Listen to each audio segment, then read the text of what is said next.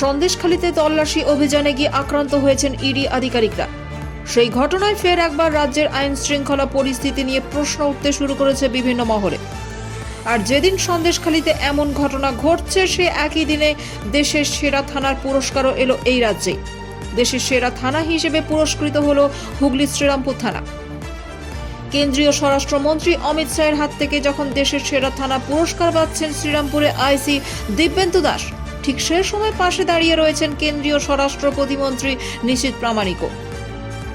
প্রতি বছরই দেশের থানাগুলিকে নিয়ে সমীক্ষা চালায় কেন্দ্রীয় স্বরাষ্ট্র মন্ত্রকের অধীনস্থ এক সংস্থা। এই বছরও সেই সমীক্ষা করা হয়েছিল।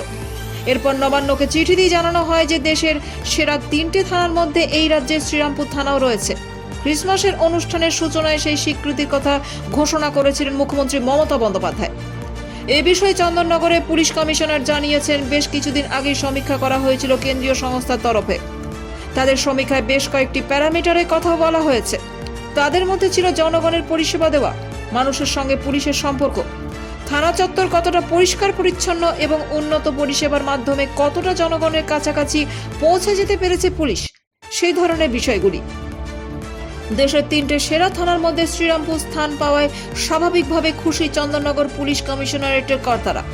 শ্রীরামপুরে ভারপ্রাপ্ত পুলিশ আধিকারিক দিব্যেন্দু দাস সহ অন্যান্য পুলিশ কর্মীরা এই সাফল্যে উচ্ছ্বাস প্রকাশ করেন। পুলিশ কমিশনার জানান, এই স্বীকৃতি অন্য থানাগুলোকে আরো ভালো পরিষেবা দিতে উৎসাহ দেবে। এটা চন্দননগর পুলিশ সহ গোটা রাজ্যের পুলিশের কাছে গর্বের ব্যাপার। আইডিয়াল থানার এই স্বীকৃতি তুলে দিয়েছেন কেন্দ্রীয় স্বরাষ্ট্রমন্ত্রী অমিত শাহ। পুরস্কার গ্রহণ করেছেন শ্রীরামপুর থানা ইন্সপেক্টর ইনচার্জ দিব্যেন্দু দাস। প্রসঙ্গত বিভিন্ন ঘটনায় রাজ্যের আইন শৃঙ্খলা পরিস্থিতি নিয়ে মাঝে মধ্যেই প্রশ্ন ওঠে, যার সাম্প্রতিকতম উদাহরণ সন্দেশখালীতে ইডি আধিকারিকদের ওপর হামলা। সেখানে তল্লাশি চালাতে গিয়ে আক্রান্ত হতে হয়েছে ইডির আধিকারিকদের, রক্তাক্ত হয়েছেন তারা।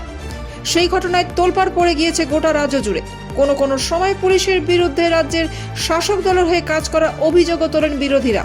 সেই জায়গা থেকে দাঁড়িয়ে এই সম্মান রাজ্য পুলিশের জন্য অত্যন্ত ইতিবাচক বলেই মনে করছেন বিশেষজ্ঞদের একাংশ।